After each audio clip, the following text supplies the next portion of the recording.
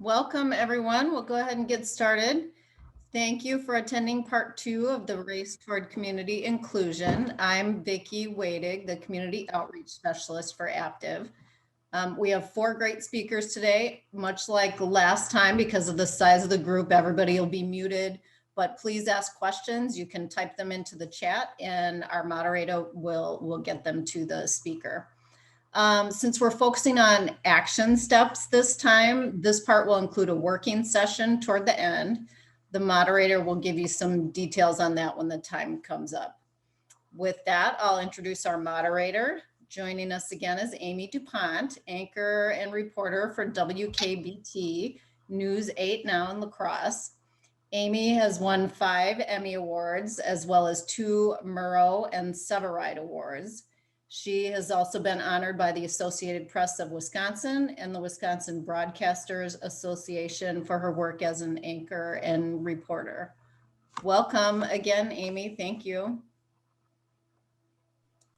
Vicki, thank you and Aptiv so much for letting me be a part of this. The first discussion was great, and I'm happy to be here for the second session of the Race Towards Community Inclusion as we begin to have or continue this very important discussion about racism. But it's not enough, as we know, to just talk about it. So during this session, we want to learn ways that we can actually begin taking action, whether it's in our personal lives, within our communities, or in our businesses and organizations to combat racism.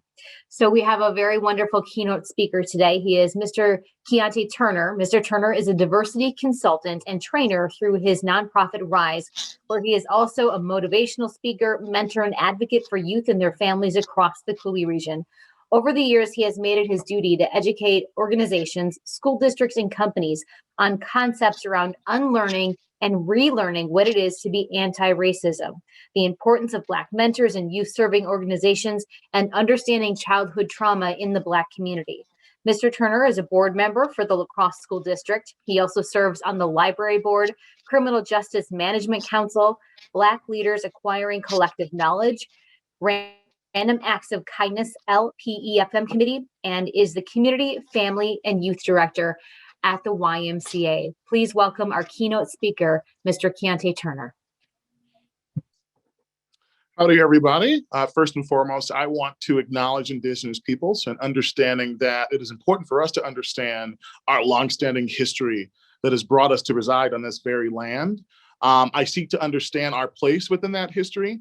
Land acknowledgements are not, and they do not exist in the past tense indeed, or in a historical context, but colonialism is a current and ongoing process, and we need to build mindfulness of our present participation. So, howdy, I want to start off with a brief introduction. Thank you for that introduction as well. First and foremost, I am a Milwaukee transplant. I moved here by way of schooling at Viterbo University. I finished out my schooling at the university and I stayed. One of the reasons I stayed is because I thought maybe that I could be a help to the city at large. And although we have made a lot of progress, we still are persisting, and there are things that need to change. And so many times I am one of the voices at the table to get that thing going and just stay creative and figuring out what it is, what equity really is, and how it better can serve not only a few in our community, but all. Indeed, I serve in many capacities. As you heard, I'm a board member of a school district here, founder of nonprofit Rise. I serve on a board of trustees of the library, and I'm the director here at the community YMCA as a community, family, and youth director here. In my line of work, I am often one of the voices in having these very, very hard conversations, some very pressing issues. Sadly, I will tell you, at the demise of Black and brown bodies, we are just now having these conversations and taking them, rather, making them important, which is sadly very not progressive, but reactive. But I do indeed, I thank APTA for having these conversations, because I do believe we live in a parallel universe where we believe these conversations are being had, and they are absolutely not being had. One of the reasons for them not being had is because by default, we are extremely afraid, white people and Black people are extremely afraid to talk about racism and talk about what race is and our lived realities. So I want to tell you that this is going to be a conversation that sometimes that will be a little daunting. But I reckon we are all adults here, and we can take away something from here. And if we can't, leave it. But I do want to tell you that I am one of the voices in this community here that do not coddle to white privilege or white peers. And sadly, I will tell you things the way they need to be said. And that's just kind of what I represent. So I do want to speak to you today about something extremely important to me, and it is the necessary cultural shift in organizations and becoming anti-racist. Because I think that many of these conversations within our communities are being had sometimes at the dinner table, but they are not being had at an organizational level. So what that looks like is what does your culture look like at work, right? What is your company represent, the organization that you work for? Indeed, what do they represent, right? And so I will tell you a little bit of story about me moving into this position as a director here at the YMCA. My first week here on the job, I did a series of interviews. Now, I segregated a lot of this data. I went to interview Black children and white children, and I interviewed white parents and Black parents. And what I found was that although the YMCA is a quintessential hub of the community, they were being that for just certain people. They weren't being that for everybody. And this is my work job, right? This is the place that I represent. And we, I will tell you, are not the golden standard. And Aptiv and many other organizations around our community are looking at this work and understanding now it is very important work. So although we are in the process, we are not done, and there's never a haven't arrived. So I will tell you about our mistakes, and then I will tell you about things that we are doing good, and what I see as moving toward the future and becoming an anti-racist organization. So in these prior conversations, actually, this was maybe the first week of my job, and I sat down with Black kids, and I asked them, I said, what is one of the things you do not like about the YMCA? Why don't you come to the YMCA? I'm a little confused. I look at the data, and I just don't see Hmong kids here, Hmong families. I don't see Black kids here. And one of the biggest things that pointed out to me is they said, well, when I come, right, they call the cops on me, right? That was the biggest thing that I heard. And this is from not only one child, but this was multiple children. And I said, well, why do they call the cops on you? Right. And so I'm having this conversation with a child, and they break down to me, well, sometimes I have a bad day and I'm just not feeling well. I don't want to talk to people. Sometimes I can be a little spicy. Yeah. And they kick me out. And if I don't leave, they call the cops on me. So I do need you to understand this cultural shift of thing. It was not a white hand, right, or a Black hand picking up that phone to call the cops. It was every hand here. So we had Black staff calling the cops on children. We had white staff calling the cops on children. And so what it wasn't a person thing. It was indeed a culture, right? The culture of the YMCA was that we would call the cops on you if you weren't acting acting in an undesired manner, right? And so that was one of the things I changed the first time. Now, I talked to families of Hmong descent, and I asked them, I said, well, why don't you come to the YMCA? And they said, well, when I come there, I just don't see myself there, right? I don't see myself in the staff. I don't see myself in any of the board of directors. I don't see myself even in the trainers, right? Upstairs in the gym.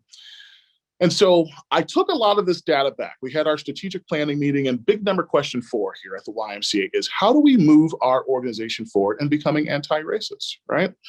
And so I think that one of the beautiful things about this conversation today is and indeed, it is not going to be me talking to you, but it will be more like a forum. We will get to talk about what do these action items look like, and what steps do we take, right? And becoming anti-racist in our own journeys, right?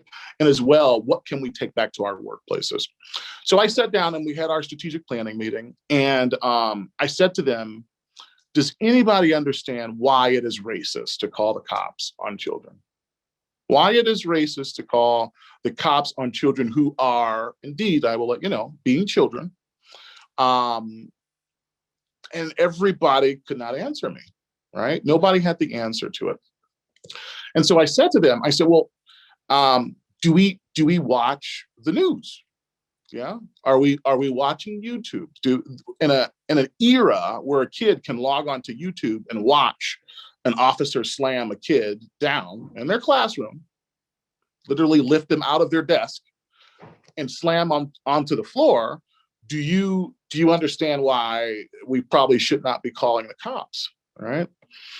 And so in having that discussion with them, one of the most important things was to better equip, right, our staff to be able to deal with that.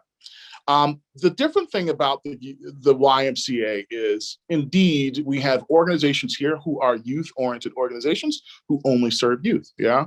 The Boys and Girls Clubs specifically serve youth. The YMCA, we serve everybody on every spectrum of age, gender, whatever, right? And so what we begin to do is we begin to fail, right? We serve the seniors very well, right? We serve certain families very well, and then we died away from doing our best for other people and other with other ethnic backgrounds, if you will. And so what I had them understand, right, is that it's indubitably important for us to garner a relationship with a child.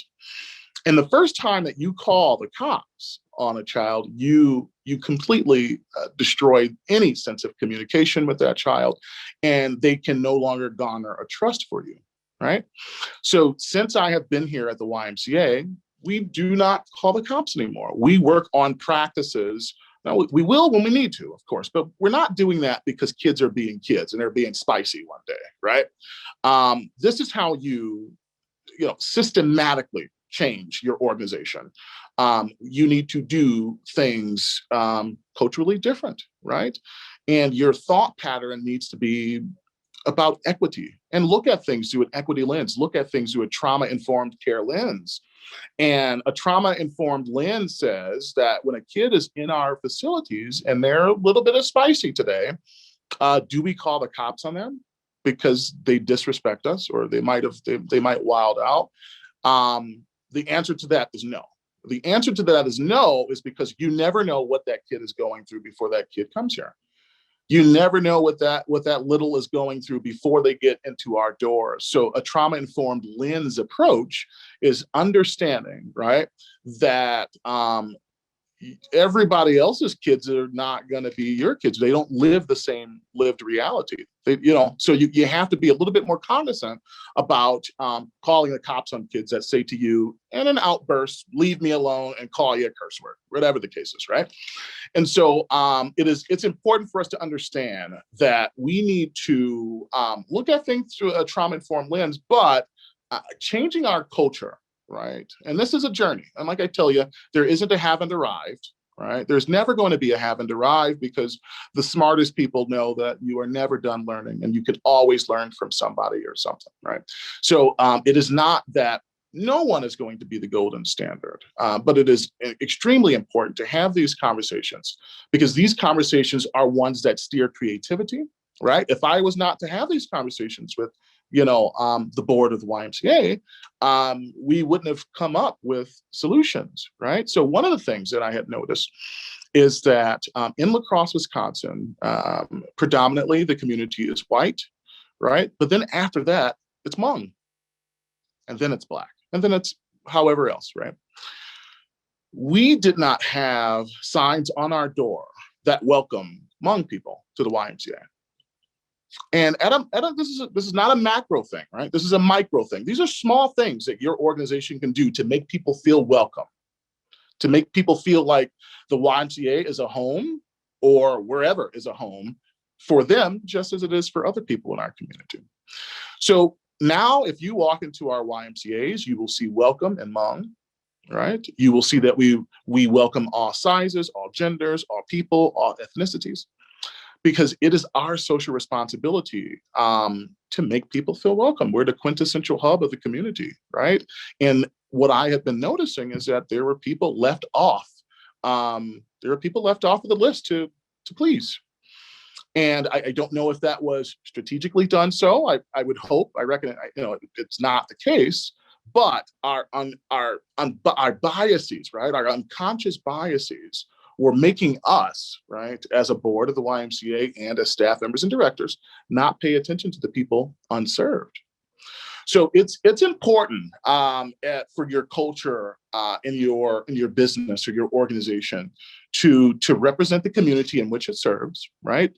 So one of the reasons I joined the Board of Education is because one day I looked up and I saw that there were a lot of white people making decisions for Black kids and Hmong kids and kids who identify as biracial.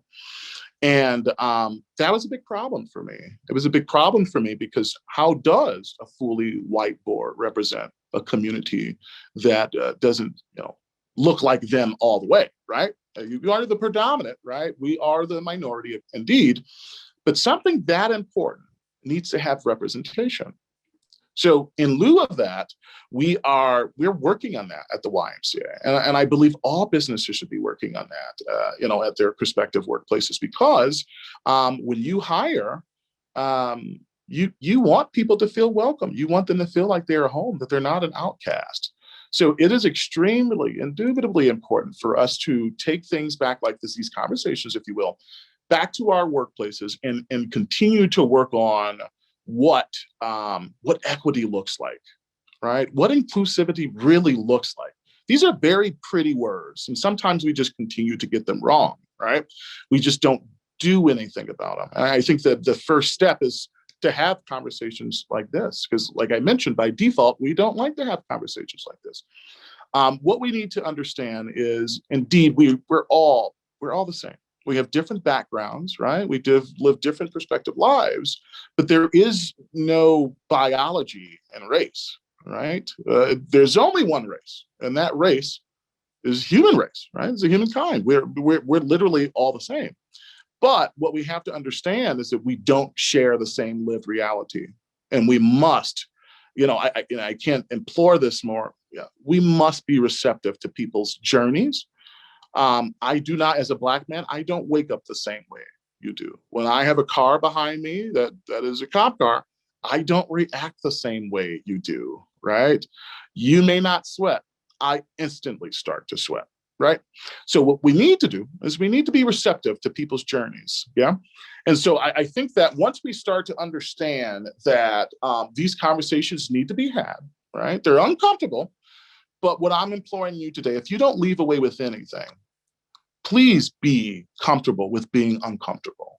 This is the only way that we can start to solve things. When we are uncomfortable, we die away and shy away from conversations much needed, like the conversations here.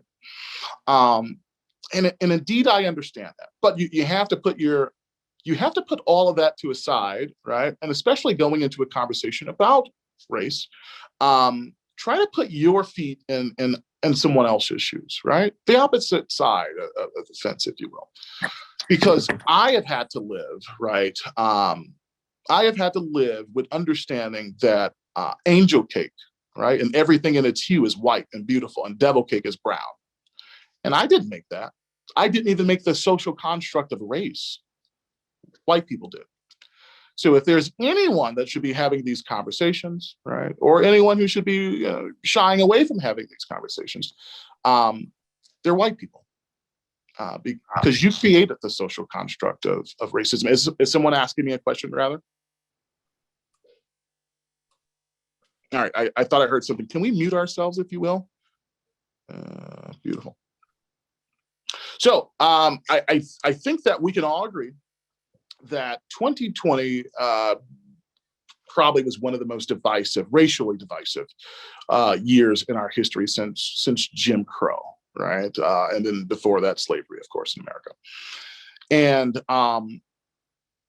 we need to understand that we have to break this awkward barrier between white people and Black people and just start these conversations. Because so many people, and I do a lot of this work in our community, right? And I will tell you, there's some very undesirable, things that I hear. And then a lot of that stuff comes from just ignorance of bliss, yeah? And that most people just don't know how to start these conversations, right? It's completely awkward to them. And they feel they might see the wrong thing. This is the thing I hear the most. well, Mr. Turner, I feel like I'm going to say the wrong thing, right? I feel like I'm not going to get through what I need to get my answers from because I feel like I'm going to say the wrong thing off the bat and the conversation will be stalled, right? And I hear this a lot. And I will tell you that we just need to start the conversations, whether you are wrong or not, whether you need to start the conversation and then someone will correct you at the end, right? That's perfectly fine, but start the conversation. Because for far too long, we have hermited ourselves, right? We just want to be hermit crabs. Race, don't want to talk about it. I'm perfectly fine, right? But I will tell you that you're perfectly fine, white people. We are not perfectly fine not having these conversations. And I have a slew of things here that I want to say that I have written down, but I'm going to go off topic a little bit. And I heard we have a little bit more time than usual. Today, the university that I graduated from, Viterbo University, the students walked out today. The students walked out today because something extremely racist happened on campus with the Black student. The Black student woke up, and on his door, it said that you are a bad person because you're Black. And it said, the other one said, get out of our school. All right. This is the community, right, that I'm serving. The university that I graduated, I worked for the sisters on that campus in St. Rose Convent. So this really hits home for me. And if we think, right, that because of our religion that we're not racist, right, because we believe in God, that we can't possibly be racist or have any unconscious or unbiased behavior, then we're completely wrong, right? And so right now, as we speak, there are a lot of students in the courtyard crying on microphone because even the white kids don't feel good about what happened to this kid, right? And so what happens for me is I go directly to how the kid is feeling because I grew up on that campus, right? And working for the sisters, and I told the sisters this as well, going into that convent, this very beautiful convent to work every day, and seeing every piece of art only depict white people out of the Bible, seeing that I was the only Black person that was working there. The same thing I felt about going to school at Viterbo as well is a reality that just doesn't stop when I graduated. It is my reality living here in Milwaukee, living here in La Crosse, Wisconsin, just in general, right? So the same conversations that are daunting to you to have, they're daunting for us to have, right? We much rather not want to talk about differences. We much rather talk about the things that we have in common. But 2020 was a breaking point for us all, right? And so you just have to be comfortable with being uncomfortable, because that's the way we're going to begin to change things. And I don't know how you feel if you don't tell me how you feel, and vice versa. You don't know how I feel until I tell you. You don't know my experiences until I tell you my experiences as a Black man here and living in La Crosse, a predominantly white community. So I think that what I want to do before I go on to the sector, I want to make this more of a forum piece, because usually when I do this, I am on stage somewhere and I talk at people, and at the end they get to answer questions or ask questions of me, if you will. I want to stop here, and I'm going to drink some water, and I want you to think about something that you want to ask, because I think that's incredibly important when you start to talk about these kind of daunting subjects. I really want to give you a chance to breathe, and then I want to give you a chance to come back and ask questions, if you will. I don't know if that is at all possible, but I really want to do that. Is that good, moderator? That is perfect. And if you have a question, just go ahead and ask it in the chat. We already do have a question, but go ahead and grab your glass of water and I'll quick read the first question. Beautiful. Thank you. So our first question is from Vicky. What is our role as individuals in responding to things that happen, like the incident today at Viterbo? So I hate the word co-conspirators, right? But you are co-conspirators. You are collaborators with the people of your community, right? And uni means one, right? And we are uni and we are supposed to be unified. So when they hurt, you hurt. When they voice their opinion, you voice your opinion. So at a micro level, I think it's extremely important for you to back the feelings up of the people that these things are happening to, right? So if there is, I reckon we can't be there today because there's they stormed out of class and we just can't take off work like that. But I do believe that I will be writing a piece. I'm a columnist for the La Crosse Independent here, and I write pieces quite often. I will be writing a piece to show my solidarity with those students, right? Most often, what we like to do is we like to watch things on TV. We like to see that things are happening. And if they're overwhelming, we like to turn the TV off. That's just who we are, by nature. If it doesn't have anything to do with me and it's not affecting my family, then I don't have to deal with it. And so what I see most often is I don't have the privilege of being able to turn off the TV when I see that something disgraceful is happening, right? I do see one of my friends actually said to me, I said, well, how are you getting through this time? Like, you must be very daunted seeing this stuff on the news. I know I am. And he said to me, well, we just turn the TV off. We don't even have to think about it. We just turn the TV off. And I don't get that privilege of just turning the TV off as a Black man. I still have to breathe it and live it. In my circles, we still have to talk about these things. Yeah. And so that's one of the things I really want us to understand is that when we see things like this happening, we need to step up and voice and be a voice, right? If you cannot be that voice for your collective workplace, be that voice for yourself. Because being and becoming anti-racist, or anti-racism, if you will, it's not just an organizational thing, right? That's a cultural shift that indeed needs to happen, but it also is a personal journey, right? So I see that, for instance, we see a lot of, I call it the Thanksgiving conversations, right? So at Thanksgiving, we have Uncle Bobby. Uncle Bobby will come in and talk about Black Lives Matter.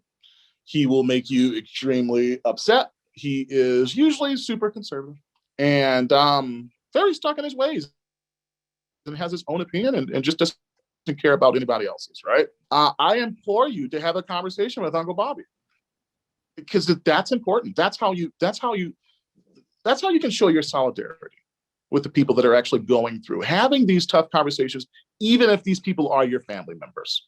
So don't forget that we stand up for you all, right? And so we need you to be a co-conspirator with us and stand up for us as well. I hope I answered that. I went around the corner a little bit though. I think you did. Okay, we have about 10 minutes left, so we had a couple more questions come in.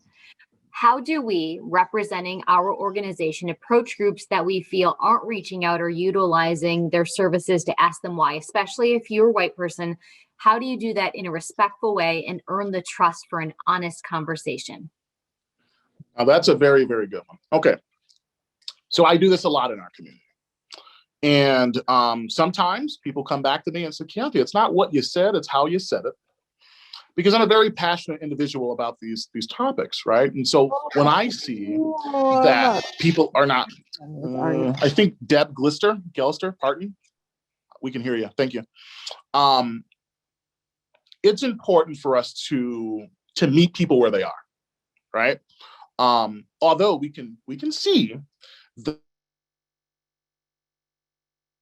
that people aren't utilizing resources, they're not reaching to demographics in which they need to be reaching out to better help them. the wrong thing to do is to not say something, period. So that's the advice I'm going to give to you. Like I say, I most often hear, well, I just don't know what to say. We just need to figure out what to say, because it's causing more damage not saying anything, right? And so I think that if you need to sit down, I'm an email away. I have literally done this with so many organizations within our community, in my very way, right? But I do feel like not saying something is counterproductive, and it does more detriment to people in our community. So I would start off by just having that conversation. Just having that conversation. These are very daunting and very, very hard conversations to have, especially people who feel, or organizations, if you will, who feel that, well, we're doing all we can, right? We are serving, but most times you are not, and most times you're not doing it as efficient as you need to be. So I think just starting that conversation is probably, well, I'll tell you to do for sure. Okay, we have another question. Would it be racist to ask our staff who are not white to share their uncomfortable experiences within our organization?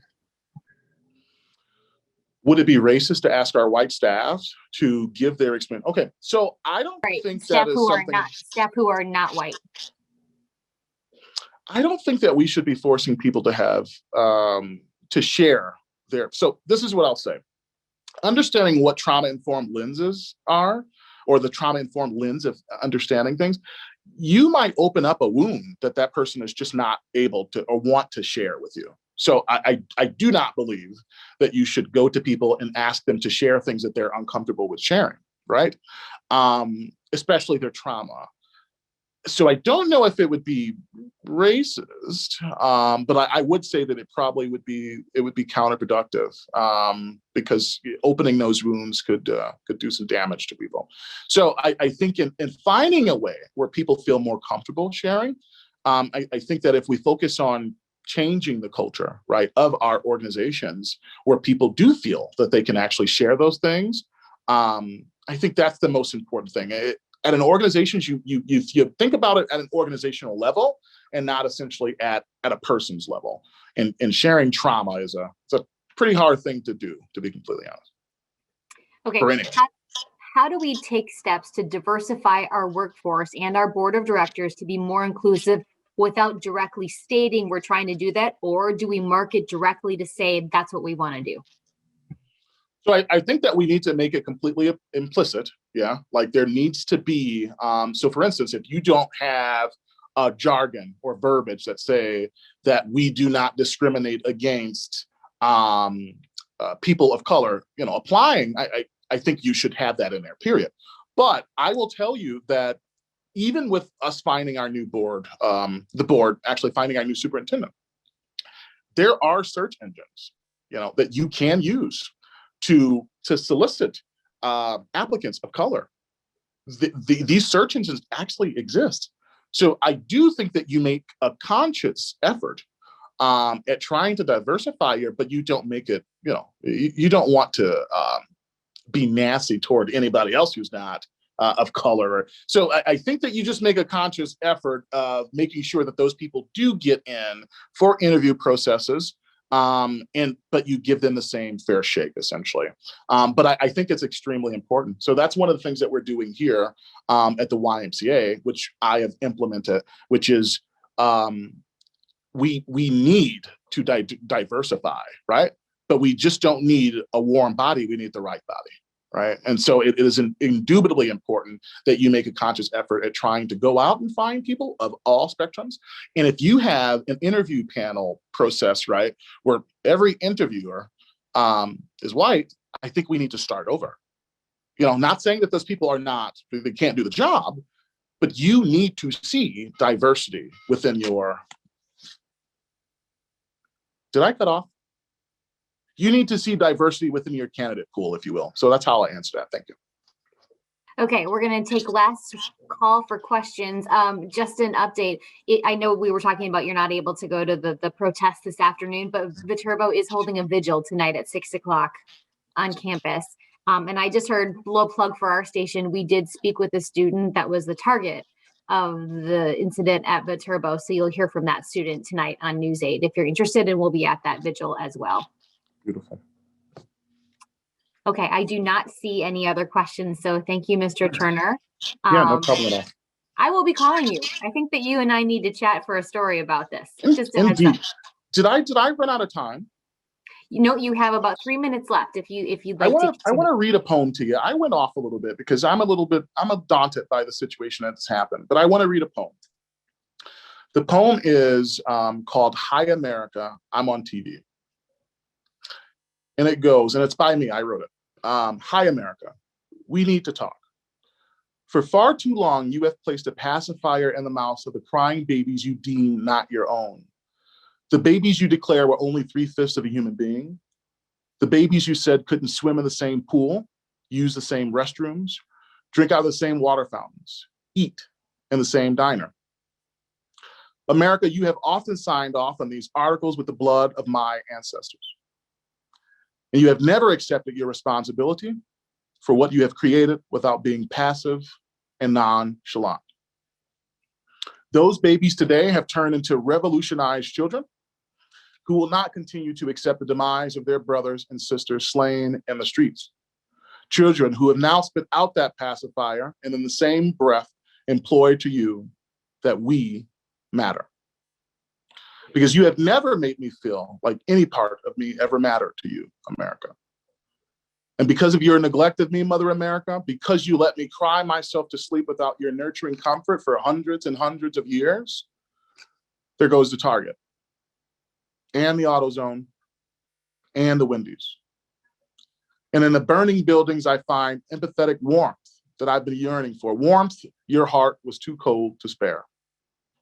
And after those embers die down, finally, you and all of your children will be clothed together. When America is cold with her bastard children, maybe we can get that change that Sam Cooke sang about finally. Maybe America will place all of her children back onto her bosom for the first time finally and learn to love all of her immigrant children. Thank you for letting me speak today.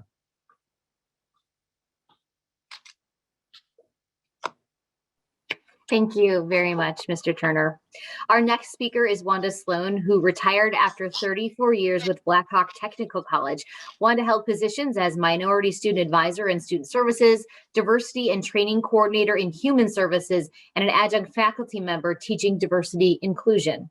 Among her awards, and there are a lot, are the Rosa Parks Activist Award, the Great American Family Award from the Reagan White House, 50 Who Matter, Zonta Women of the Year, Outstanding Leadership Circle, Outstanding Grassroots Leader, and YWCA Woman of Distinction.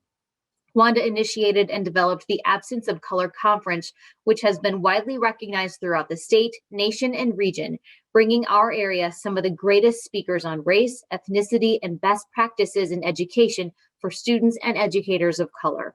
She also initiated the Black Star Deloitte chapter and coordinated the successful Bury the N-Word event that received state and nationwide attention. Wanda was instrumental in the historical restoration of the Fairbanks Flats as a member of the Fairbanks Flats Revitalization Committee.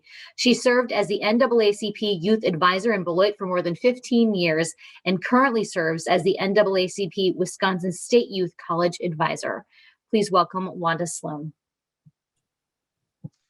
Thank you very much, and good afternoon, everyone. First, I'd like to say how much I enjoyed Kiante's presentation. It was very good, and I want to thank Vicki and her staff for inviting me here today.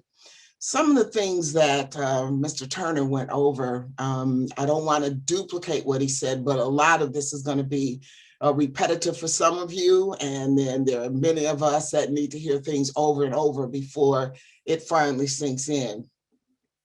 So what I'm going to do is try to share my screen because I do not want to insult anyone's intelligence, assuming that you do not know the definitions of some of the terms that we're going to be using today. I think all of us are going to touch on the very essence of what racism is, what discrimination is, but I'm going to be sharing with you some of the definitions that I think should be part of these conversations in organizations as well as in families and among individuals. So again, if you hear something that you already know, just please charge it to my head and not my heart. So let me try to share my screen, and thanks Vicki for your tutoring this morning. Hopefully this will work. All right. All righty.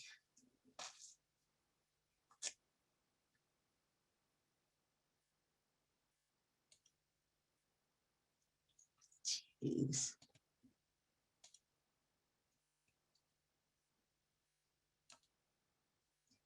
Okay.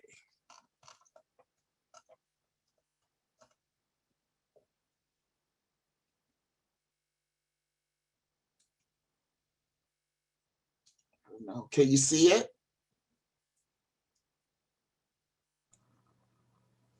It doesn't look like you're shared yet, Wanda. Do you see the little share screen at the bottom? Okay. I thought I did that. Okay, it may not work. Let me try. And then on the next screen, just click on share. Okay. Well, I don't want to take up a lot of time. Okay, share. Got it. Share. It says share. You have to click on your screen before you click share. It gives you options of what you would like to share. Okay. Again, I don't want to take up a lot of time. So let me do this if I can get back to the screen. I don't know that this is, I don't know that it's gonna work.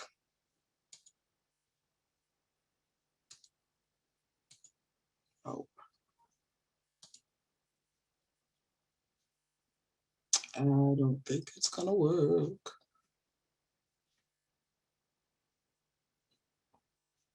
Okay, let me just,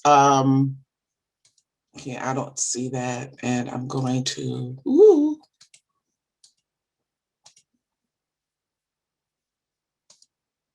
now I think I'm totally gone. Nope, I don't think I'm gonna be able to get it up.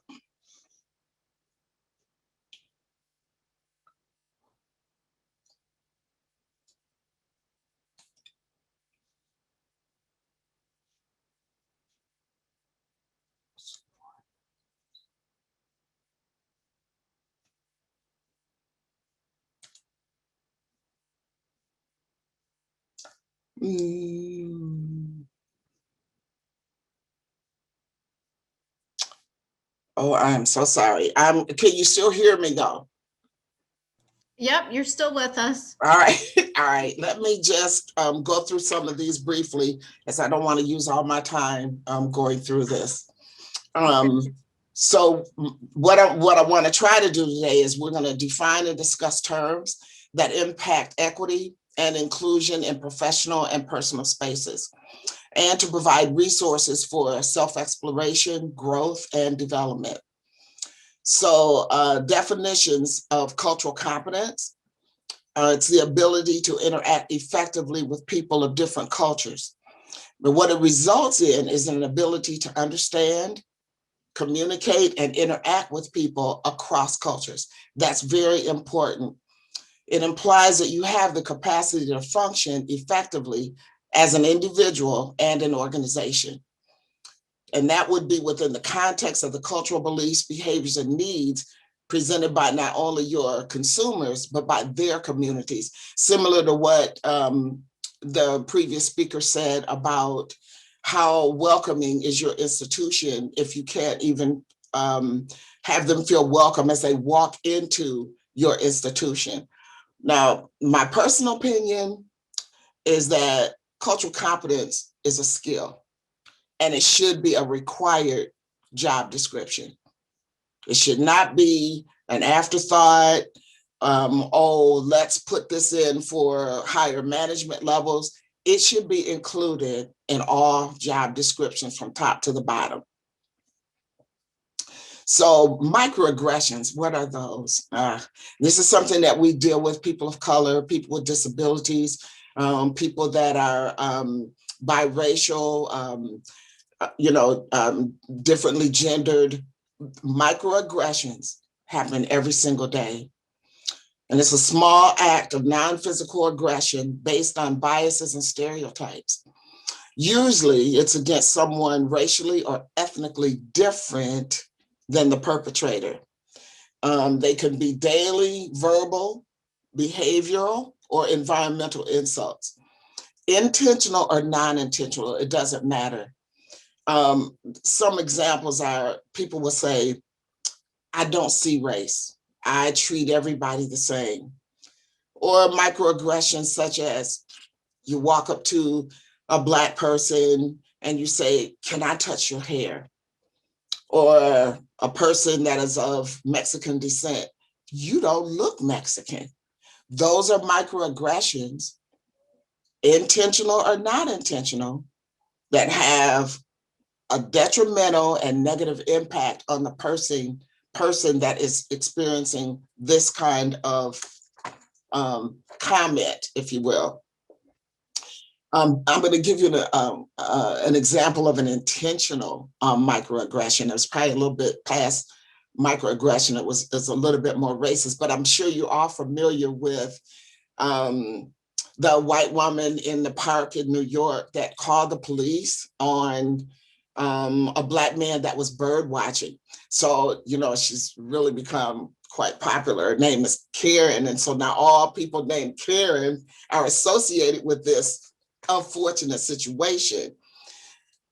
I think what's important to know about that, though, is when Karen made that call to the police, the story that she was perpetuating would be unfortunately believed by the police rather than hearing the full story, knowing the man, what he was doing, and actually knowing what Karen was doing, which was breaking a rule of walking her dog in the park. Fortunately, the gentleman kept his cool and invited her, yes, please call the police. So then, they would know, they would get the whole story. But those are some examples of intentional and non-intentional microaggressions. Stereotypes, what are those? They're a preconceived and oversimplified generalization about an entire group of people without regard for individual differences. Not always negative, but they always have a negative impact. And then they can feed into discrimination. So even when positive, such as, I think you've all heard that Asians have been described. Now, this is all Asians. Again, this is the way a stereotype is applied. It's with a broad brush. So the example of Asians are a model minority. Now, can you imagine what that does to a person of Asian descent that is not an expert in math or science? It becomes then a very negative stereotype, even though it seems positive on the surface. Whenever stereotypes become the basis for beliefs and feelings about another individual or particular groups, they become prejudice. That's how prejudice is formed, because then you believe, oh, all Asians are blank, blank, blank. All Blacks are blank, blank, blank. All white women are blank, blank, blank, right? And we can't do that because people are individuals, irrespective of the group that they belong to or that they identify with. Let me say it like that. So diversity is the differences that are shared by humans in varying dimensions such as age, religion, race, disability, their language, their gender, their sexual orientation, their veteran status, their education or their class. The Census Bureau has confirmed what most Americans, what we already know, what we've been knowing just by looking around. And that is that the United States is changing. According to a Brookings Institute demographer, America is experiencing, in quote, an explosion of diversity. It's all around us. We can choose to ignore it, but again, ignorance is not bliss. What's a disability? It's a mental or a physical impairment that can impact or limit one or more major life activities, such as walking, talking, seeing, working, or even getting along with other people. And as I have multiple birthdays, thank the Lord, as many of us, if we're blessed to have birthdays, to continue happening every year, we're going to find that part of some of our abilities that we had when we were 20 or 30, we will no longer have that same physical or mental ability as we age. So as time goes on, whether we like it or not, we're going to have some impairments, physical and or mental. So we have to be very careful about how we treat people. If it's not us today, it will be us tomorrow. That's what we have to realize. So privilege, what is privilege? We talk a lot about privilege. So Mickey Cashton defines privilege as forms of access to resources that result from legal or social norms having to do with membership in a group, independent of any particular action, inaction, or even awareness on the part of the people who have that access of the existence of the disparity. So that means, privilege is societally given, it's not chosen. We're either born male, female, we're born Black or white, we're Protestant or we're Catholic. Those are some examples of privilege that we often take for granted. Is structural. In other words, people will say, well, it's not my fault, I'm whatever. I'm not to blame for slavery. I didn't have a plantation. But these kinds of comments result in guilt. They stem from shame, or they create defensiveness, or people stay in denial about these very facts. So racism is defined as the false assumption that race determines psychological and cultural traits with the belief that one race is superior to another. A world of difference defines that as it's so much a part of the mainstream culture that it seems normal.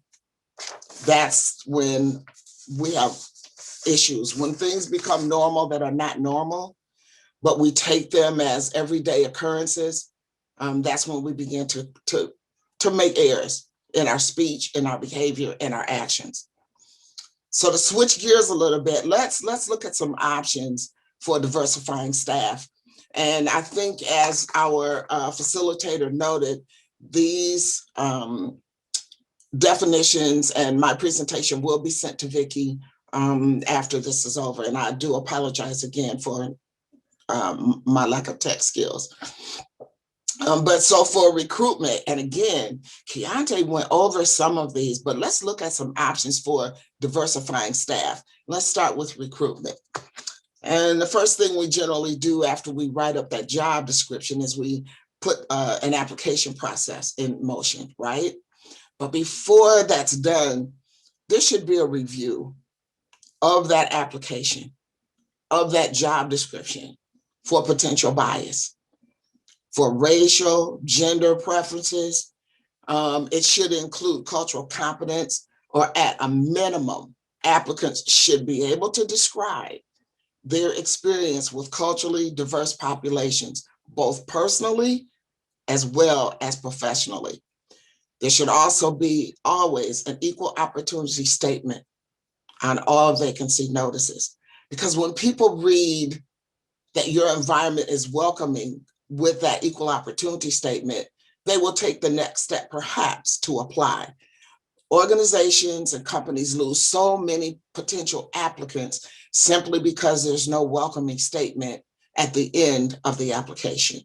So please keep that in mind. What sources are you using to recruit?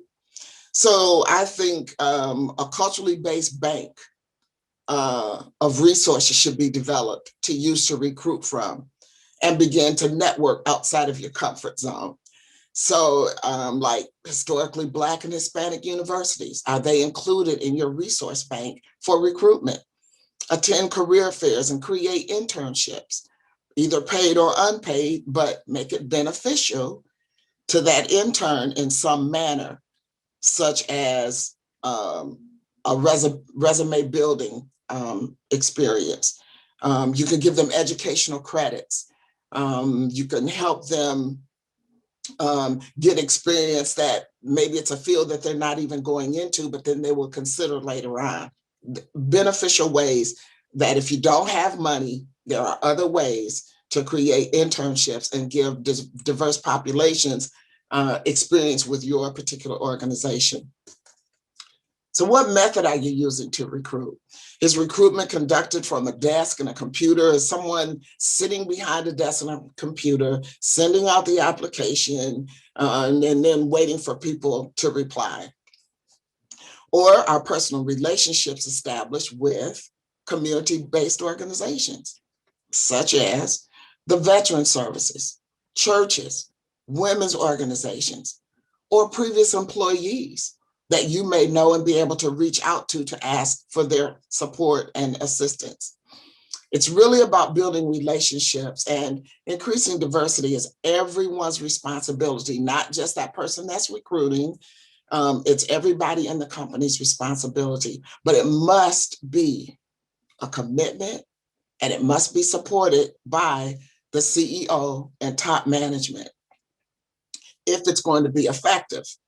Now, it's important to execute, particularly if you have a diversity and inclusion statement in your company's mission and vision statements. They're just words on a piece of paper, words on a document, but if you don't operationalize them, it doesn't do you any good.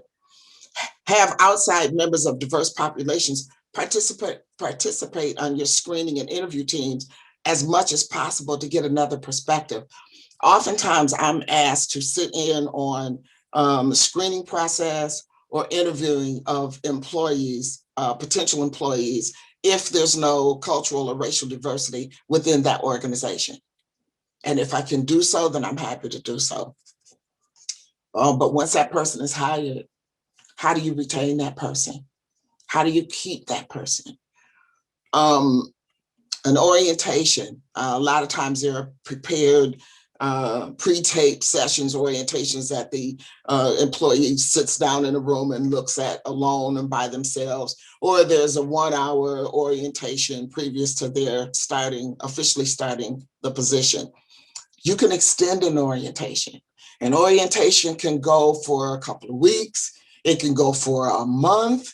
It can go as long as you feel an employee needs to become acclimated to the organization and really become a part of your organization. So if you're hiring a new person from a culturally diverse group, check in with them on a regular basis to discuss how they're doing, how they're feeling. What are they experiencing? Are they comfortable? Are they uncomfortable? Seek input for ideas on how the office atmosphere, what's the climate like for them?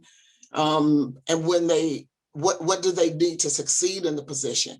But when you're asking the question, you also have to be willing to listen, and listen without judgment, right? So if a person of color, a person with disability explains to you how they're doing, how they're feeling, don't brush them off. There's a quote by Leonard Pitts that says, "You get tired of being treated as an unreliable witness to your own experience."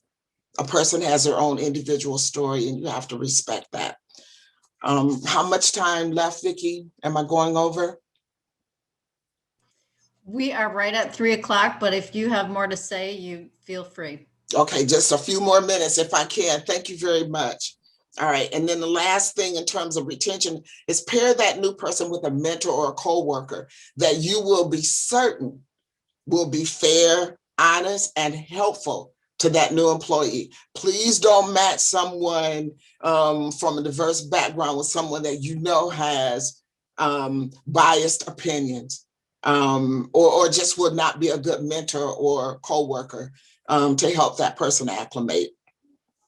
Kiante touched on this too. What does your environment look like? When someone walks in, is it welcoming? Do they see themselves in magazines or pictures on the wall? In the company literature, company brochures, Are there diverse populations represented on things that people can pick up, walk away with, get a sense that, oh, wow, I might be able to fit in here and be comfortable? Is the new person isolated? That is nothing worse than going into an organization as a person with differences, and that person being isolated and cut off from the majority of the people. Are they not included in company planning for events? Not given resources that they need to be efficient and effective at that job? Do they get the assistance from others as freely as possible? So the only way to achieve real inclusivity as it relates to cultural and diversity, racial diversity, is to work on oneself. Again, it is not to work on someone else to change the other person, to make them become more mainstream, if you will. It's to work on yourself. And instead of asking all the questions to learn about someone's religion or language, watch a movie, read a book, go online and research various cultures. Then the conversation will be much richer and from a place of sincerity, with respect versus curiosity of why this person wears their hair like this, or why do they eat the food that they do? Why do they talk like they do? You have to gain a respect for people. So I've got just a few resources that I want to share regarding some action steps. The late Dr. Roosevelt Thomas Jr., who was a diversity and inclusion expert that I respected completely, he says, talk the talk, then think the talk, and then walk the talk, right? So again, we can't have words on a paper in the mission statement and then they're not activated with action. Some of the benefits of managing diversity, and I'll just take 2 more minutes, would be increased productivity. You'd be surprised that when you bring someone in that has a different life story, a different diversity, different cultural aspects, how much more your productivity increases. You get varied viewpoints and ideas, and it also improves problem solving. Valued and empowers the employees. You have higher worker morale. People expect more of themselves when they are involved in working alongside people with different opinions, different diversities. So let's see, what else can I share without really going over time? Okay, let me give you this quote. We've talked about ignorance not being bliss. Dick Gregory says, ignorance is not bliss, it's costly. So the longer we stay ignorant and not become aware and not become knowledgeable about what inclusion and diversity really is, it's costly, not only on a personal level, but on a professional level. So steps that you can take, you can self-monitor. Just check with yourself after you've had a conversation with someone different than you. What are you feeling? What'd you walk away with? What are you thinking, right? Did you get uncomfortable? Do you want to have that interaction again now with others? Can you broaden your perspective? Seek to understand. Don't always be the one that has to understand that other person. You seek to understand others. Also be the one to speak up. When you hear something or see something, say something. As an example, don't laugh at offensive jokes. If you know that's painful for a person, it's not funny. And when you become the brunt of the joke, then you understand that it's just not funny. So be the one to speak up. Practice apologizing because you will make mistakes. And lastly, stop debating intent. It is the impact that your statement or your behavior has. It's not your intent. It is the impact. All right, I used 5 more minutes, so hopefully that was helpful. And thank you, Vicki. Wanda, we do have a question. Yes, ma'am. The question is, are there really such things as microaggressions? Aren't they just aggressions? That's an interesting question. The reason I believe it's defined as micro is because, again, I gave an example of intentional and non-intentional. The intentional one, from Karen, the lady in the park, calling the police on a Black man, that is just purely racism. That's just discrimination. But yet it was a microaggression, again, because it happens not only on a daily basis, it's just common practice. And that's really the way, that's how you define microaggression. Thank you. Just one other thing for the group to take a look at. A member of our group today posted a link to the full HBCU listing in the US. So you'll find that in the chat.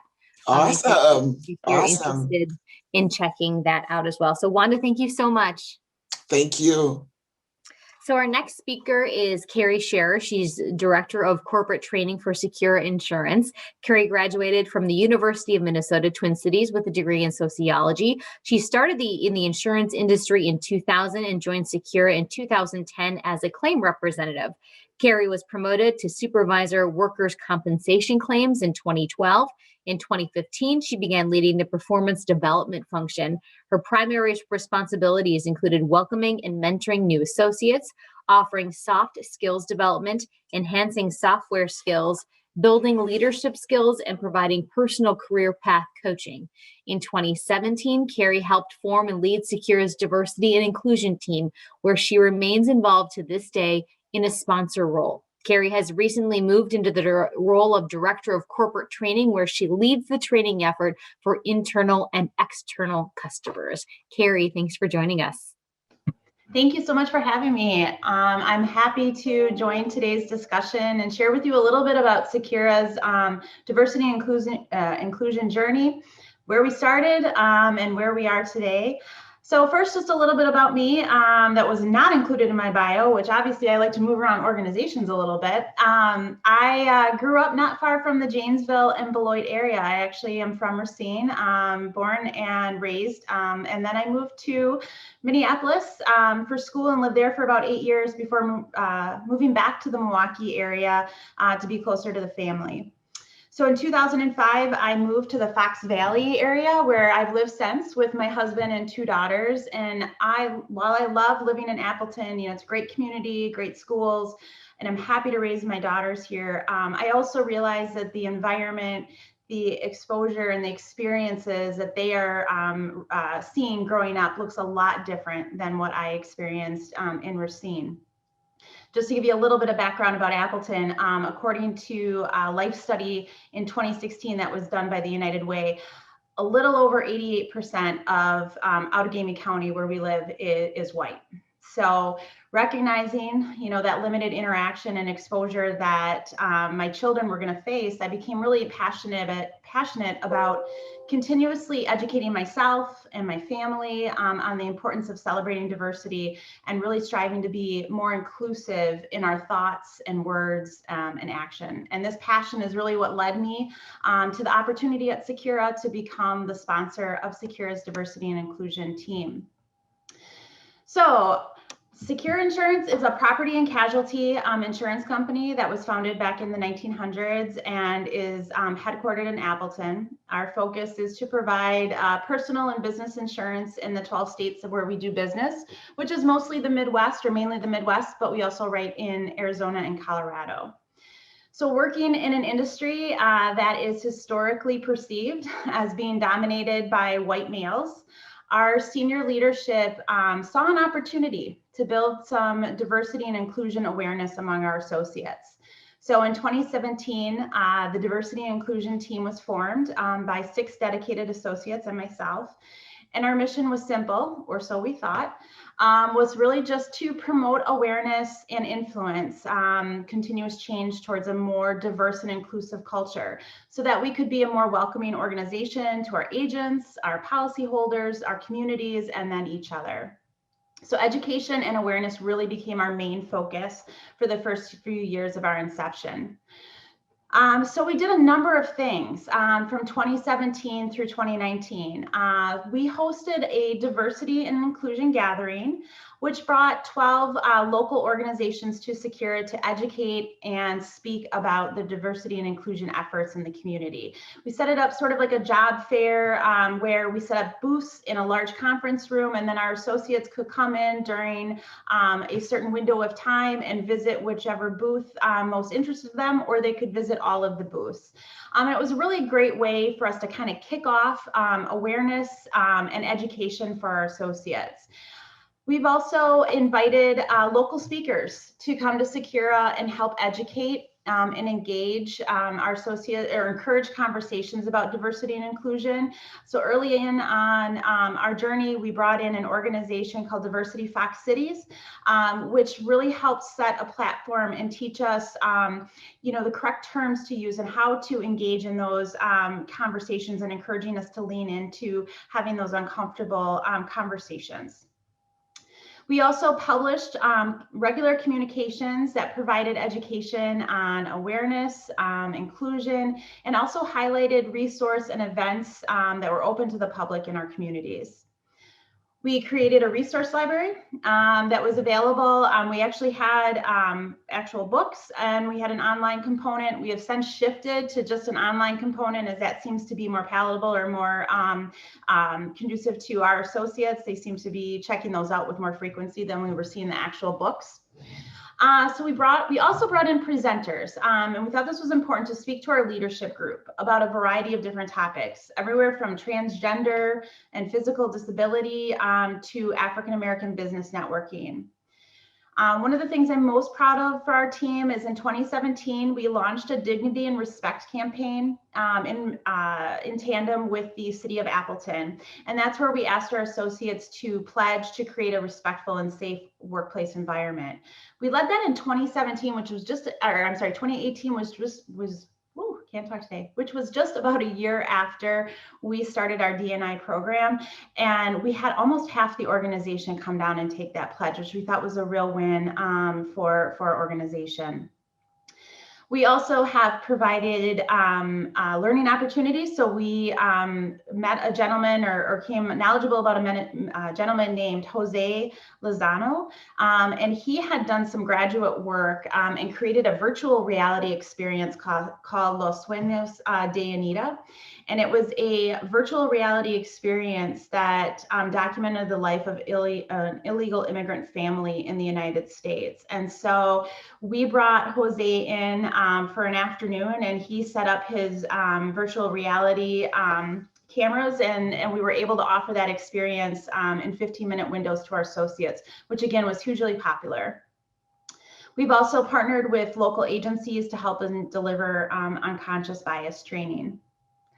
So this list may seem a little small, but just to keep in mind, all of our work was performed by a small group of associates who, in addition to their day jobs, felt really passionate about the topics and spreading messages to their associates. So our work in that D&I space led Secura to win in the Deloitte 2019 Distinguished Performer Award for Diversity. So this award recognizes a company that optimizes the opportunities found in the intersections among cultures, values, and perspectives. So while it was, a huge honor to receive this recognition, our team, also realized that we still had a lot of work to do. So throughout 2019, our team had been continuing to hear this term about associate resource groups. You may also know them as employee resource groups or affinity groups. They seem to have a lot of different titles, but we thought that that would be a good fit for our organization. So after a lot of research and a lot of conversations with organizations that were further along in their D&I journey and had started these resource groups, we launched our first ARG, or Associate Resource Group, in early 2020 called the Parenting Interactive Networking Group, or PING for short. We're insurance, so we really like our acronyms. PING's focus was to provide resources and support network for all stages and types of parents. So including parents of special needs children, foster parents, same-sex parents, those with aging parents. A lot of lessons learned in that. If I could give you one piece of advice, it would be do not launch an ARG the week before the world shuts down for a pandemic. So that really put kind of a crimp in that ARG in the early months, but we've been able since to kind of recalibrate and look and see, where we had the most room for opportunity and kind of moving forward with that ARG. So we had several other ARGs kind of slated for 2020, some ideas that we had floating around of groups we wanted to kind of get off the ground. And then the events of May 25th with George Floyd happened. And that, rocked our organization, it rocked our communities, it rocked our nation. So as a D&I team, we recognized, we need to take action and we need to take action quickly. And so with the help of some dedicated associates, formed the Black and Ally Resource Group within the space of a few weeks. To say, and again, I'm using an acronym, BARG, which we nicknamed Black and Ally Associate Resource Group. To say they hit the ground running would be a massive understatement. Since July, that group has held discussion forums or events every month. Beginning in July. So July, they held a Black Lives Matter discussion. Then they followed that up with unconscious bias. They talked about voter suppression in the fall. And then they also had an event in combination with our parenting group, which I thought was a really cool cross collaboration, where they held an event called Talking with Kids About Race and Racism. Hugely popular, again, got a great turnout within our associates. Then in January, they held Martin Luther King discussions. February, almost a month-long event around Black History Month with trivia and book giveaways. And then they're gearing up to have a systemic racism discussion in the next few months. One of the things that that I'd like to say about BARG is it has provided an additional source of education and awareness for our associates and really helped catapult those race-based conversations. But it also provided a forum, for support and resources for Secura's Black associates, which I think was lacking. So as we look forward to 2021, we want to continue to build on that momentum and focus. We are focusing on a few larger events and letting our ARGs run with the smaller, more intimate conversations. So just for example, some things that we have kind of on our docket or in discussion is we want to have a day of understanding, and that will be a panel of from our ARGs and then our leadership group engaged in that in a question and answer format. We also, which I'm excited about, want to produce a diversity and inclusion video where we celebrate the different voices, backgrounds, experience that each of our associates brings to Secura Insurance. So to sum up, I'm really proud of where Secura has come in the last 4 years, but I also know that we are early in on our journey. We continue to have a lot to learn and grow within the D&I space. So I'm happy to answer any questions that there may be. We do have a question for you. Sure. Has Secura experienced an increase in diversity in the recruitment hiring efforts since starting these efforts? Yeah, so that's an excellent question. So yes, to answer your question, we have had an increase and there's been a lot of conversations on how we can expand that recruitment and hiring efforts to make sure that we are getting the most diverse pool of candidates as possible. After you said the event where a large group of employees came down and took on that pledge, did you notice a change in your environment? Oh, that's an excellent question. We did not do a pre or post survey, so it would be really hard for me to measure, any behavior shifts that came upon with that Dignity and Respect campaign. I do know that we followed that up with a lot of resources and publications about, kind of on that theme of creating that dignity and respectful environment. And then can you please share Jose's name again? Yes, it's Jose Lozano. It's Lozano.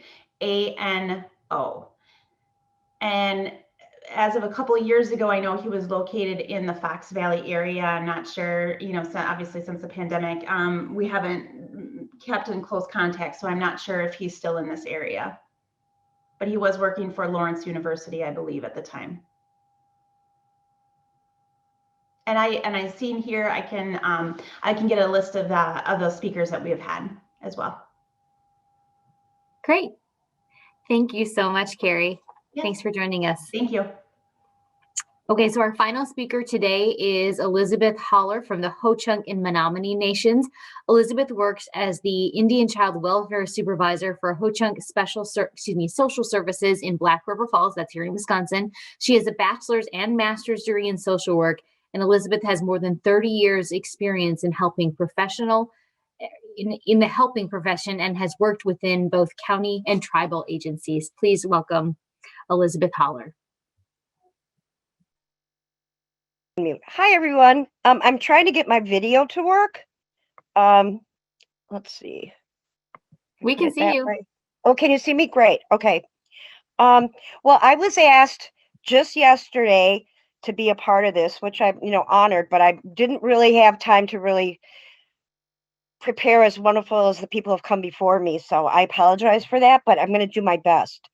I just wanted to share experience, what it's like, and how it works for us at Ho-Chunk Nation. I did graduate from West High School in Madison. I lived there till 2003, and then I was asked to come up to work for my nation up in the Black River Falls area, which I decided that I was ready to do that, and I've been here ever since. Ho-Chunk is there. Well, a little history first is there are 11 tribes in Wisconsin. Okay, so we have such a rich number of different tribal tribes within the state. And a lot of people don't know that. The Ho-Chunk is a long-term tribal nation that has been in this area for thousands of years. We're very unique in the sense of we do not have a reservation. Like Menominee has a reservation, Oneida has a reservation, Potawatomi has a reservation. We don't have one. And one of the reasons why is historically, there was a removal of the Ho-Chunks 12 to 13 times by the U.S. government that pushed us out of Wisconsin. And we had to go to Minnesota or Nebraska or Iowa. And so, but there were a portion of us that would always return back home. Then we go put out again and come back home. So then historically what happened is you had a split. There was, I think it was the Omaha who provided land for the Ho-Chunks in Nebraska. So the tribe then split. Some remained in Nebraska, and then we are the ones that are here that are just our ancestors came back home. So we have patches of communities all over the state. And so in my background of working in social services, if you are a Ojibwe, primarily you're just going to work with the people that live on the reservation. For us, we work with wherever the Ho-Chunks are living. Okay, so it's a little different that way for us. Our tribal office in our government is housed in Black River Falls, but we have community centers all over the state, even in Chicago, even in St. Paul, Minnesota. So we're very diverse that way. I think to share what it's like when you come to work for the nation, we have a high number of non-natives who work for us all over the nation. But, in our department, it's probably 3/4 or half or 2/3 that are non-native. And some of them are familiar with us and have been around us, and some people who come have not. But one of the things that is provided to them is to get to learn about certain things about the Ho-Chunk people. And so we have our elders come in. One of our most cherished one is Myrtle Long, and she will spend time with a new employee and just share the history of our people, where our communities are, how are our family systems set up. I was sharing with Mary Kessens that we have a very unique kinship system, and so it's it's so complex. I don't even understand it. Okay. And I'm going to be honest with you. It's very, very complex. But, you know, you have the mother, the father, and then you go down to the siblings and then the cousins. And then with us, cousins are also brothers and sisters. They're not cousins in the European way, but they also you have certain roles and you also have birth orders. So if you were to come to Black River, for example, and you came to the powwow and you'd hear all these people going, he knew, you know, and everybody turns their head because we all have a birth order name. So he knew his firstborn daughter and Kuno his firstborn son. So people will laugh about that because we all have a birth order name along with our other name as well. So, but we're very, I would say we're very open and welcoming to people to learn and understand what we're like. And you know, not all Native families are going to be traditional, as so to say. There's diversity within us as well. And that's a really important thing to respect, that, you know, that's life and that's how it is. Some people are very urban, some are more participate in their ceremonies and some do not. Something that's probably very different for when the non-natives come in, as there's a lot of prayers in at our work. It's okay to pray. And we usually ask an elder to come in and we give them tobacco to ask to say a prayer for us. We pray for everyone, you know, we just pray for the world, for the sick, for the elder, for our youth, and to make us strong to do our job good. That's something I never got experience when I worked for the county. And I understand why, and I respect that. But it is a different culture that way. And Myrtle will also share with them some cultural etiquette when they go into a Native home.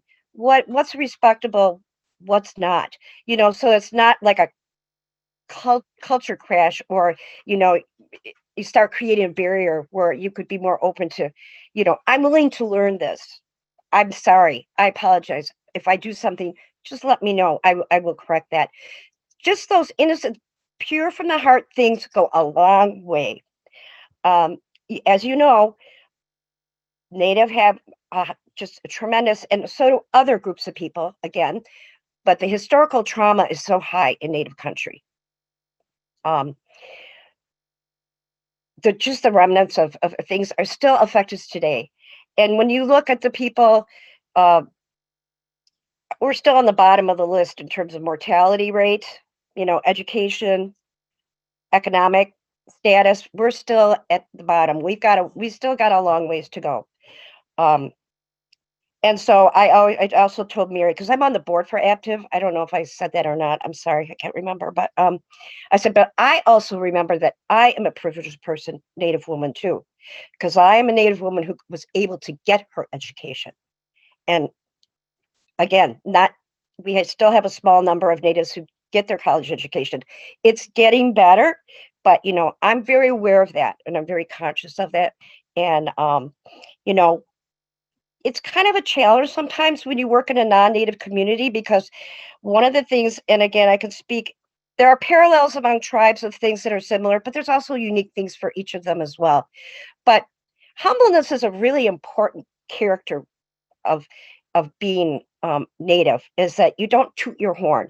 So when you are working in the non-Native world and you want to sell yourself that I deserve this job, I'm good, you're not going to see them do it to the same degree that you would maybe a non-Native. That's considered, it's not a positive trait. Let's put it that way. I don't know if that makes sense to you, or do you understand what I'm trying to say? But that's true. You know, I've worked harder on that, and now thankfully I'm an elder, so I don't have to.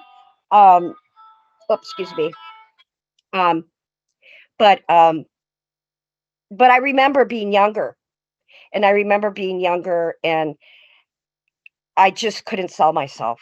And, you know, I get to the point where I'd be interviewed, but I didn't really present myself in a way that says I'm assured I can do this, I can do the job. So it was a learning thing as I grew up. You know, I think that we face a lot of, like any other group, but, you know, I will share one personal story that I carried me for many years, and I fought back. But when I was a little girl, I was all excited to go to school, and it was kindergarten. And so went to the school, and I looked at the classroom. I got to see where I was going to sit and blah, blah, blah. And then we go home, And it was nighttime, and my parents were talking, and my bedroom was outside right by where they were talking. And my mother was very, very upset. And she said, "How dare they tell us that Elizabeth will never go to college because she's an Indian?" And I never told my parents that I heard that. So they never knew. But if you don't think I didn't internalize that, you do.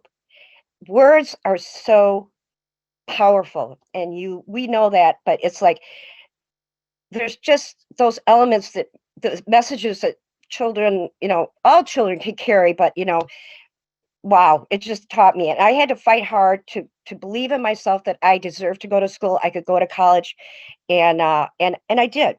It was not easy, but I did. But it was just a personal thing I wanted to share with you. And when we have our powwows here at Black River, everybody's welcome to come. It's a social event. It's a wonderful place to get to see the regalia, eat some of our food. It's a social gathering.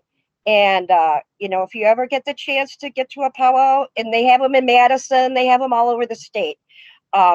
You're welcome to look on our website. We have hochunknation.com. It tells a little bit about our history and what's going on in our tribe, as well as the other nations. They have their websites too. So I hope that helps, informs you. I'm sorry I didn't have longer time to prepare, but I think I winged it okay. I would agree. We not a question, but just Elizabeth, this is so informative. Thank you. I'm still learning as well. That is from Wanda Sloan. Oh, thank you, Wanda. A question you mentioned, I did some stories up on the Wounded Knee reservation, and there people don't leave the reservation because family is so important, and they do feel isolated when they leave their reservation because they're around people that don't understand their culture. Yes, very true. Okay, so how does that compare to, you said the Ho-Chunk don't necessarily have, they're spread out throughout the entire state.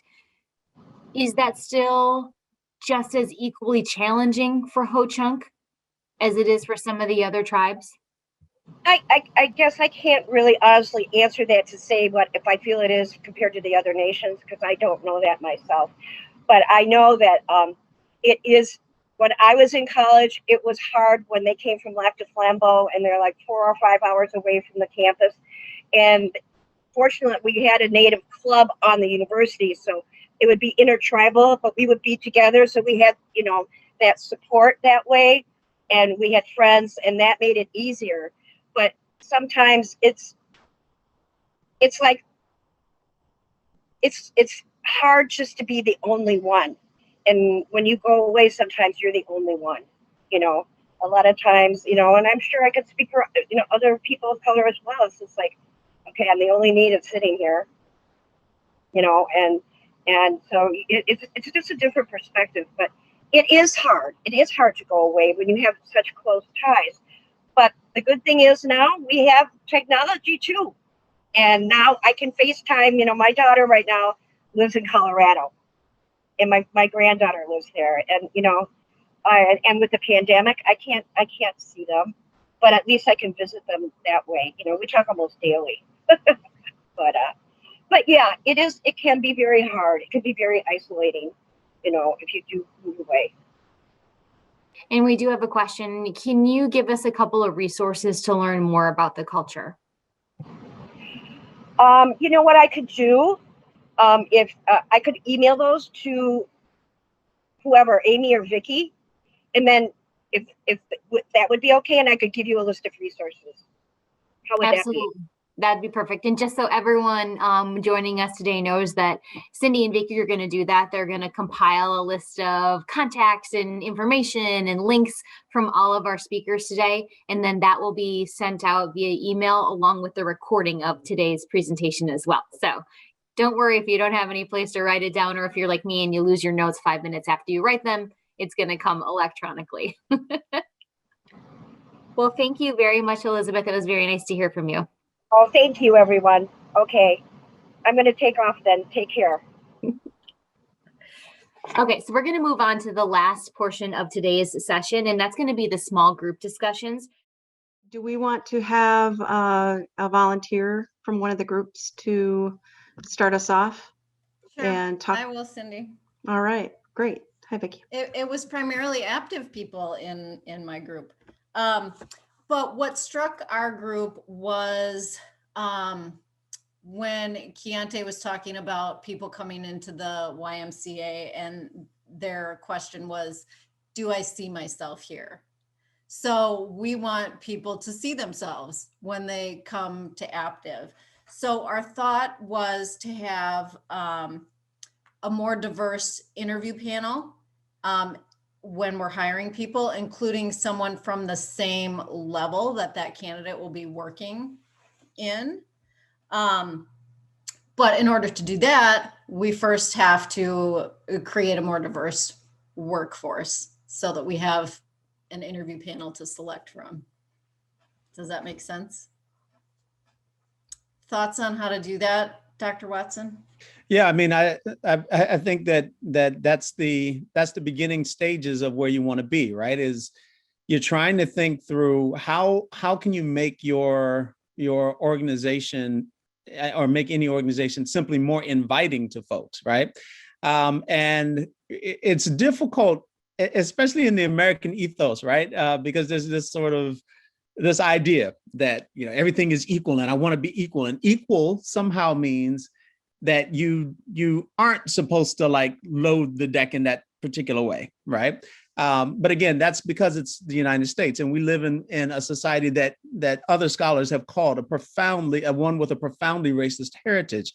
So it's difficult for us to recognize that that's actually not being unfair to anyone. In fact, that's sort of correcting an unfairness, to say, okay, we want people to be there. We want to be able to see folks, because that will actually make people say, hey, you know, I can see myself in this organization.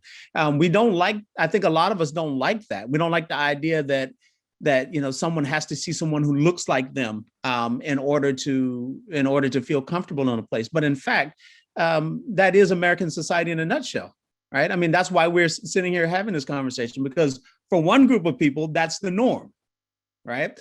That you always see people who look like you. So you always feel comfortable everywhere you go, right?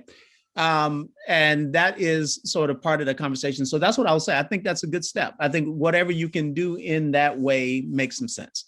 So I'll stop there. I mean, there's a lot more we can say, but we'll stop there because I want to hear what some of the other groups had to say. I can jump in next for our group. We had kind of a similar discussion. Everybody in group was able to kind of go through and talk about their own personal action item and then speak to an organizational level. And I think even though there was some different thoughts, hiring did kind of come up, and it was interesting because even myself, I just assumed that all job applications said that we're an equal opportunity employer and that we hire diversely. And I'm learning now that that's not the case. So I think personally and professionally, we talked about going back to ensure that our job descriptions in our organizations do represent that, and also demand that people are culturally competent, that's one of the qualifications to work here. Good. I mean, so it sounds like that's sort of building on this concept. Yeah, absolutely. Right. And again, you know, someone put in the chat, equity. Yes, this is the difference, right? This word that I love so much, equity. Equality is the word that I think we have really struggled. Well, not struggled. We've accepted as this normalized experience in the United States. Like, that's our definition of fairness. But there are many other people in the world, and of course, this whole discourse that we're having now actually requires us to have a different definition of that. And that's called equity, right? And that is meeting people where they are in a variety of different ways and recognizing that you live not in a society where things are unequal per se, but where things are unequitable. And that actually leads to inequality. So yeah, I mean, I like what I'm hearing there as well. And it seems that those ideas will continue to build on each other. Thank you. Other groups, excited to hear what other folks had to say. Sure, Dr. Watson. The group that I was in, we talked about more on kind of on the business side. I think learning about education, more than just disabilities, but also about diversity. From the employment aspect, that when the employer is looking for employees, where should they be looking, especially if they're diverse, to try to expand the networks to make it open for people that are interested in that type of career. Also, another person had said that the staff is very diverse, which is great. However, the board of directors is not. So how do you make that happen? How are they able to transition? How do you find the people to lead? I mean, it's an outstanding set of questions, and I can tell you that many boards, whether they are boards of trustees or boards of directors at companies, they struggle with this issue, right? How do you diversify this group that in some respects you're choosing ostensibly for these certain characteristics, right? Like especially in many contexts, are they big donors? Do they have the potential to provide opportunities for your organization or your students? And without at the same time recognizing that the reason why that relationship, why you're choosing the people that you are choosing is because of a variety of different inequalities that have been built into your system to make that who is in that space very narrowly defined. I think actually it's about will more than anything else, because this is part of the question. We are using this word diversity a lot, right? But you have to make sure you ask yourself, actually, why is it important that we do this? Right? And it's not just that, we don't want to get canceled, or we don't want to have someone say, well, we're racist. I mean, I hope you all understand, we live in a profoundly racist society. Everyone behaves in racist ways at some point. So no one got the I'm not a racist card. No one got that. I didn't get it. Okay. No one got it. So, the question though is, but why is this important? And there are so many examples of that, anecdotal examples, but even some larger examples that we can point to that help us to understand that when you have other people in the room, especially those whose voices have been marginalized, not because they're saying something that doesn't make sense or crazy, but have been marginalized because of who they fundamentally are, right? Not because of a political affiliation or so on and so forth. That having those people in the room actually enhances everything about your organization. It allows you to sidestep potential landmines, to use that term, but it really allows you also to deepen your outreach to communities and so on and so forth. So, the reasons why we are seeking this thing called diversity, that's something that you have to really dive into. And if you do that, then diversifying your board in this particular way starts to make a whole lot of sense. It's like, well, yeah, okay, maybe I'm not getting as much money or as much of some resource from that I might get from this other person. On the other hand, I'm saving myself a whole lot of potential drama that this person might bring forward. And I'm also inviting in many other folks by letting people know that we welcome those who can bring this sort of new nuance to what we do. And that oftentimes has a value on it that can't be easily put into dollars. So I will say that. I see someone here in the chat, they've added, can we learn from other nations that have figured it out? New Zealand, for example. Well, New Zealand has gone a long way in figuring it out. I'd say in some respects, much better job than most of the other, what I call British satellite countries. That includes the United States, Australia, and Canada as well. But, again, not perfect.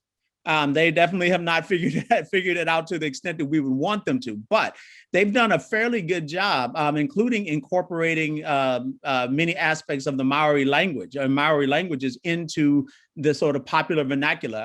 If you try to ever read a newspaper from New Zealand, you will come across words you cannot understand unless you speak Maori. So there are, but that is, to me, that's an important aspect of this too, right? Because look at what it did. It enriches your experience because there are words, for example, in English that just cannot express the same concept that something in Maori can, right? And so I would say that this is, New Zealand is definitely a good example of where we can start. But this is a project that they are continuing to work on as well. Other groups, thank you for that. So just to sum up, diversity, especially when it comes to your boards, that's about an active will, right? How do you define diversity's importance? And then what are you willing to do to make it happen? That is how I would describe it. Any other groups? I mean, this is some good stuff. What are some other groups? We're from group 5. Okay. Be more involved with efforts going on within your own organization and jump in on those efforts. Get more comfortable with being uncomfortable. Being more conscious and aware of our own surroundings and our own bubble, and kind of learning from within that and helping others learn. And then anything you learn, take it back to your inner circle. Those are some of the things that we talked about. I like everything that I heard there. I think that it is absolutely important that we don't waste time duplicating things that are already happening.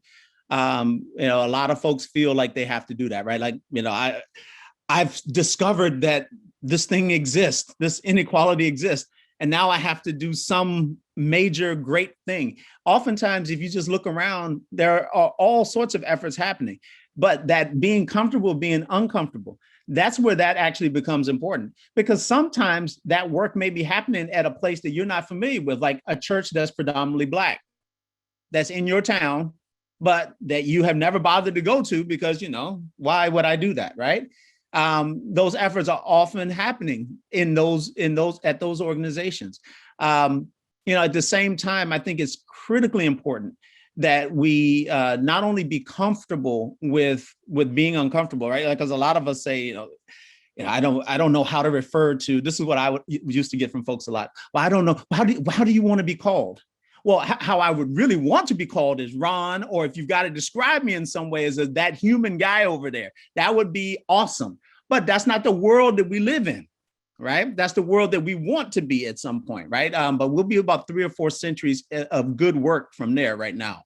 But what I would say is that what we really should be sort of striving for is, how can we go get in those spaces where maybe we wouldn't have felt comfortable before, and just say, why is it? Ask yourself the question, why don't I feel comfortable going there? You think something's going to happen, right? And then don't duplicate that work. And then taking that and going back home to your circle that may not be as adventurous, as brave, as courageous as you are, and saying, well, you know what? You don't really have to go to a march, but certainly you got to recognize the logic of this, right? Having those conversations, I think, is critically important as well, especially for those folks for whom you are you're like the vanguard for those folks, right? And I think that's actually extremely important, much more so than just going to a march, right? If you go to a march and then you go back home and have Thanksgiving and say, oh, Uncle Joe's calling people names again, okay, and you don't say anything, you go into that march is essentially nullified. I mean, what was the point of doing that? So yeah, I like what I hear there. Is there another group? Thank you. Is there another group? Ron, you got to listen in on our group. Really, we had mostly active representation. We had one lucky young lady from Greene County. But I think what we've learned at Active, we're in the infancy stage of this. And I want to take a quote that Wanda said, talk the talk, think the talk, walk the talk. And we're all at different stages. We're all at different stages. And I think continuing to talk the talk, and now showing signs of walk the talk, or talk the walk, walk the talk.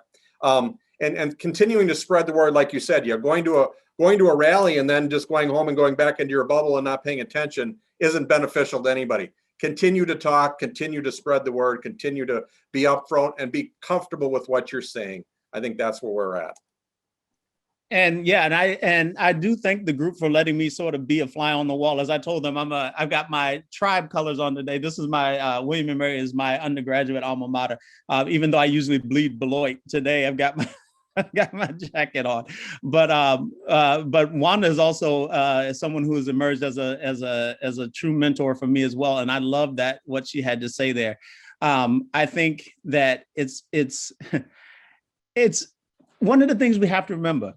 And this is both a point of some sadness for me, but at the same time, you deal with the world that you have and the cards you've been dealt, is that we don't have really a whole lot of tools to push forward what it is that we're thinking here, other than to communicate with people, to actually speak to them, to talk to them.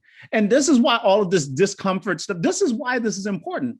Because if I can't talk to you about something that will affect my life or your life, then what can we hope to accomplish together? I think that this is, this in some respects is, there's nothing we can do about this limitation right now. But this is also why you have to speak. You have to talk. You take that information back. You share it wherever it makes sense to share it, right? You can't be, I don't want to say you can't be afraid, because fear is, I think, is an important piece as we start to crack the shell of why we believe a lot of the things we believe. Of course you feel fear, but it's pressing through that fear that's critically important, right? And I don't know. I mean, I think sometimes folks think that people like me woke up and was like, whoa, I love talking about racism. I actually hate talking about racism. Stresses me out a great deal, right? Especially because it reminds me of these extraordinarily horrific experiences I've had since I was a child, right? But at the same time, I have come to recognize that because we are limited in this way, all we can do is talk. So you got to become comfortable with saying non-white, saying white, saying black, saying people of color. You got to become comfortable with that, right? And if someday someone says, actually, I prefer that you call me African-American, or excuse me, people of color is a little bit limited, you just got to deal with that. Deal with the embarrassment of that a little bit. It's okay. That's how we learn. I often tell my students, especially younger students today, they don't like to talk so much in class. And when you sort of corner them and talk to them one-on-one, they're like, oh, I don't want to sound dumb. I said, okay, well, but if everyone knew everything, what would be the point of coming to my class?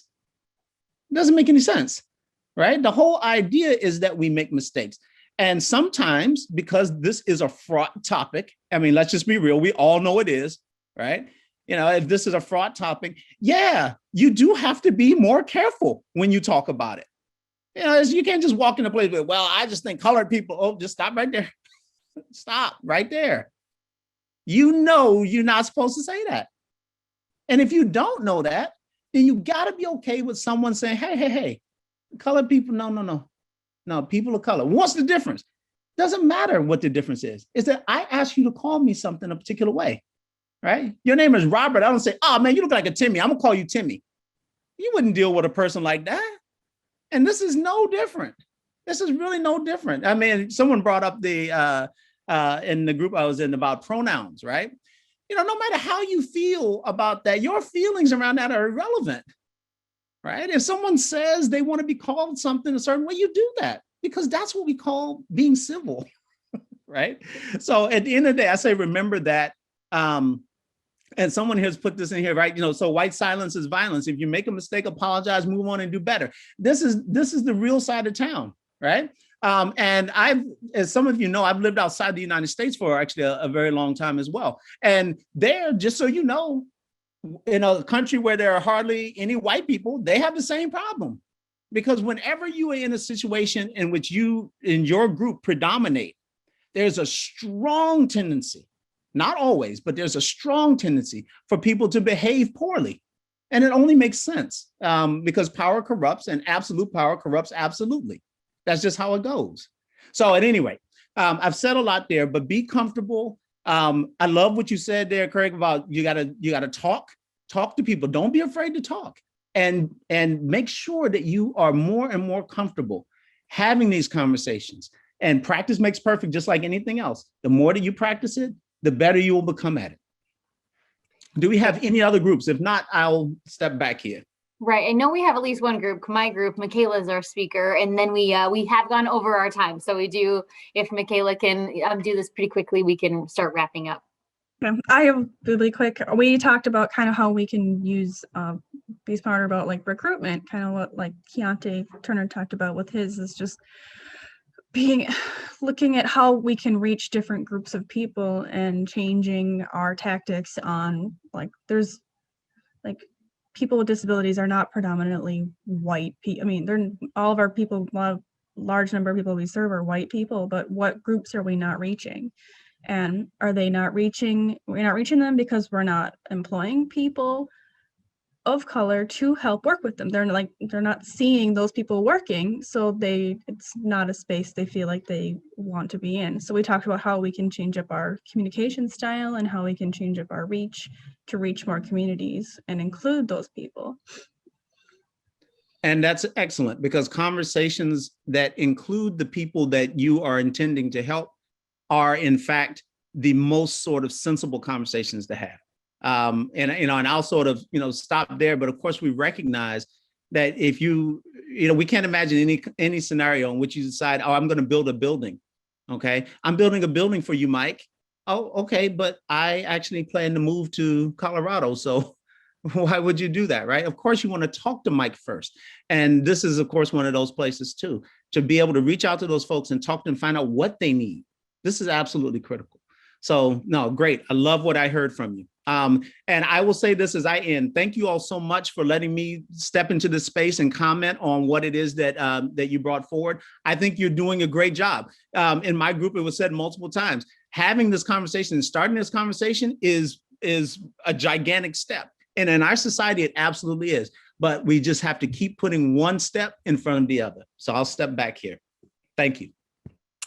Thank you, Dr. Watson. And if all of our facilitators from those groups could send their action items to Vicki, that'd be great. She's going to email it out with this presentation and all the other links. Same thing, some folks posted links. There are some great quotes in our chat here.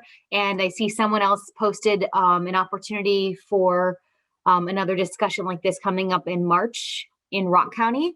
So if you could please, Dr. Watson, it looks like you're speaking at that too. So yeah, if we could share all that, we'll make sure that everyone here is able to find those resources and links if they want. But thank you so much to all of our panelists today. Thank you to all of you who took part in this conversation. I think we went over because we wanted to, right? We're all enjoying this and learning something. So that's a great step for our second session as well. But we are not done, folks. As we've said, learning is a lifelong thing. So don't forget to mark your calendars, because part 3 of the Race Towards Community Inclusion is coming up Thursday, September 16th, again from 2 until 4. And during that session, we plan to discuss follow-up on our action items and look at what steps organizations and communities have taken to combat racism. So it sounds like we have some homework, right? We're going to take our individual and community action groups, try to start working to put those in place, and then talk about what we've done between now and September. And just one more final reminder, we did record this session today, and anyone who wants a copy of today's session, please contact Vicki. She's going to put it all in the chat as well. And again, please pass on your resources so that we can continue to learn from one another. So thank you so much for being part of today's discussion. Thank you for having me, and I hope to see you again in September. Thanks, everyone. Thank you, Amy.